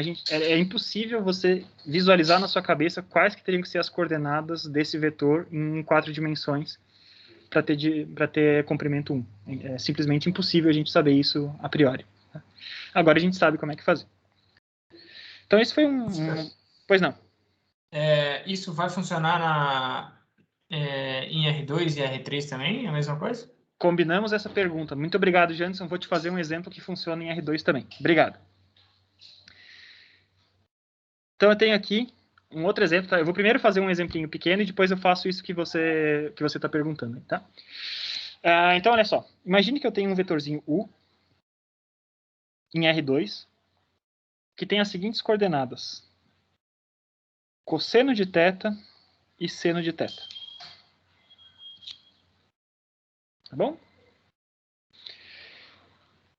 Ou seja, é a mesma coisa que eu tivesse um vetorzinho que tivesse coordenadas x e y, né?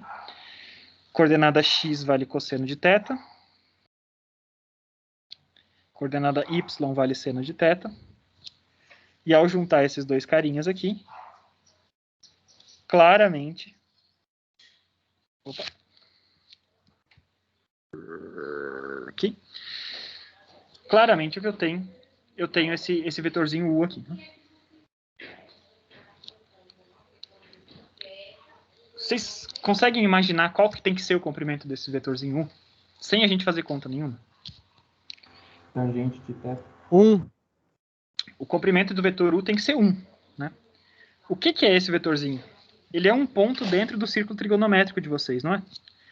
Quando eu tenho o círculo trigonométrico desse cara... Deixa eu desenhar em outra cor aqui, na verdade. Deixa eu pegar em roxo. Isso aqui é para ser uma circunferência perfeita, né? Vocês podem imaginar aí na cabeça de vocês, como eu não consigo desenhar, tá? O nosso círculo trigonométrico, ele sempre tem esses coeficientes. X vai ser cosseno de θ, y vai ser seno de θ, e qualquer ponto ao longo desse cara vai ser um ponto que tenha ângulo θ. Então ele é um ponto ao longo da minha circunferência unitária, né, da circunferência trigonométrica, e a circunferência trigonométrica tem comprimento de 1. Vamos ver se funciona isso, né? Vamos ver pela definição de produto interno. Então, qual é o comprimento de U? O comprimento de U vai ser raiz quadrada de U vezes U. Isso aqui, então, comprimento de U vai ser raiz quadrada de cosseno vezes cosseno dá cosseno ao quadrado. Mais seno vezes seno dá seno ao quadrado. Isso é uma identidade trigonométrica que vocês conhecem bem, né? Cosseno ao quadrado mais seno ao quadrado, isso aqui dá 1. Então a gente vê que o comprimento de U tem que ser igual a 1, como a gente sabia que tinha que ser, porque ele está dentro da circunferência do círculo trigonométrico, tá? Vamos fazer então um exemplo, né? Como o Janderson falou. Isso aí funciona em R2? Vamos mostrar aqui. Estou em R2, x e y. Eu tenho a reta x igual a y. Bom, ao longo dessa reta, eu vou escolher um pedaço dessa reta para ser um vetor. Vamos dizer que eu tenho um vetor V, cujas coordenadas sejam... Que coordenada vocês querem? Pode chutar o que vocês quiserem. Vai, alguém criativo aí, chuta alguma coisa. Pi sobre 2. Pi sobre 2 e pi sobre 2. Obrigado. Tá? Pode ser qualquer número, né? Desde que a coeficiente de cima seja igual ao de baixo, a gente está sobre a reta x igual a y. Tá? Então agora eu quero saber, lembre-se que o que eu estou fazendo agora, eu quero saber qual que é o vetor unitário na direção de V. E a gente vai aplicar aquela definição que a gente tinha visto do vetor unitário. O vetor unitário na direção de V, quem que é? É o vetor V dividido pelo comprimento de V. Tá? E o comprimento de V, por sua vez, nada mais é do que V, produto interno V tirado da raiz quadrada. Então, vamos lá. Comprimento de V vai ser raiz de π sobre 2 vezes π sobre 2, dá π ao quadrado, sobre 4, mais π sobre 2 sobre π sobre 2, π ao quadrado vezes 4. Comprimento de V vai me dar π vezes... então, esse cara aqui dava π ao quadrado sobre 2, então dá π sobre raiz de 2. Certo? Tranquilo, né? Então, com π sobre raiz de 2, vamos voltar aqui nessa parte original. Vetor unitário na direção de V, então vai ser, lembre-se que eu estou isolando o escalar, 1 vezes o módulo de V, 1 sobre o módulo de V, vezes a expressão vetorial de V. Então, o vetor unitário na direção de V vai ser quem? Vai ser 1 é π sobre raiz de 2, né? Então, eu tenho π aqui embaixo, raiz de 2 em cima, porque eu tenho o inverso disso, né? Que multiplica a expressão vetorial de V, que é π sobre 2 e π sobre 2. Fazendo essa conta, distribuindo, os π's vão cortar com os π's, e a gente vai sobrar, então, com raiz de 2 sobre 2 e raiz de 2 sobre 2. Oi. Ali no módulo de... Nossa, como é que eu vou falar? Em cima do π sobre raiz de 2, você Tá. colocou, tem o V vezes o V e tem o π sobre π quadrado sobre 4 mais. É mais mesmo ali ou é vezes? É mais, né? Lembre-se, o que eu estou fazendo é a primeira componente vezes a primeira componente, mais a segunda componente vezes a segunda componente. Então, a primeira componente vezes a primeira é π sobre 2 vezes π sobre 2, dá π ao quadrado sobre 4. A segunda dá π ao quadrado sobre 4, e eu estou somando esses caras duas vezes. Tá? Então, π ao quadrado sobre 4 mais π ao quadrado sobre 4, dá π ao quadrado sobre 2. Na hora que eu tiro a raiz, ficou π sozinho em cima e sobrou raiz de 2 embaixo. Beleza? Beleza, valeu. Show! Então, na hora que eu peguei o inverso disso, então ficou raiz de 2 dividido por π, e eu estou multiplicando pela expressão de V. Os π's de baixo vão cortar com os π's de cima, e eu vou ter, então, raiz de 2 sobre 2 e raiz de 2 sobre 2. Tá? Isso aqui faz sentido? O comprimento desse cara é 1 mesmo? É, né? Só fazer esse cara vezes ele mesmo, você vai ter raiz de 2 sobre 2 vezes raiz de 2 sobre 2, isso vai dar 1 meio, né? Vai dar 2 sobre 4, ou seja, 1 meio, mais 1 meio, isso aqui vai dar 1, tira a raiz, ficou com comprimento 1. E além disso, a gente consegue ver, né, associando esse vetorzinho aqui com esse outro vetor de cosseno de θ e seno de θ, né, a gente consegue ver claramente que esse cara aqui, cosseno de θ para esse vetor unitário vai ser raiz de 2 sobre 2, e seno de θ para esse camaradinho aqui vai ser raiz de 2 sobre 2. E a gente percebe diretamente que esse θ, como a gente já sabia a priori, era de 45 graus, né, ou π sobre 4. Tá? Então isso funciona, qualquer dimensão que vocês quiserem, tá? Peguem ali por coordenadas, façam a operação coordenada por coordenada. Na hora que a gente opera esses dois caras, a gente chega em versões unitárias na mesma direção. Esse vetor claramente está na mesma direção que o outro, o vetor U de V segue sendo um vetor que tem a mesma coordenada de x e de y, e está orientado então nessa mesma reta, só que o comprimento dele é um comprimento de 1, claramente como a gente estava fazendo. Tá? Tranquilo? Então, chegamos às 3h30. Vamos fazer uma pausa agora. Eu não cheguei a acabar tudo que eu queria antes da gente fazer a pausa, mas não falta muita coisa não, tá? Falta, acho que mais uns 15 minutinhos antes da gente chegar, um pouquinho mais, vai, uns 20, 25 minutos antes da gente começar a falar de matrizes, mas vamos fazer uma pausa agora que a gente já falou bastante tempo. E a gente já volta em seguida, tá? Eu vou deixar fechada a minha câmera aqui, que eu vou no banheiro, vou tomar uma água e tal. Mas eu vou deixar a sala aberta, porque daí se vocês pintarem alguma dúvida, vocês podem ir escrevendo no chat e a gente fala daqui a pouco. Pode ser? Pode ser sim, professor. Então tá. Quanto Beleza. tempo de intervalo? Vamos fazer uns 20 minutos, pode ser? Voltamos 10 para as 4? Beleza, valeu. Valeu. Vamos lá, então. Dá uma pausa aqui.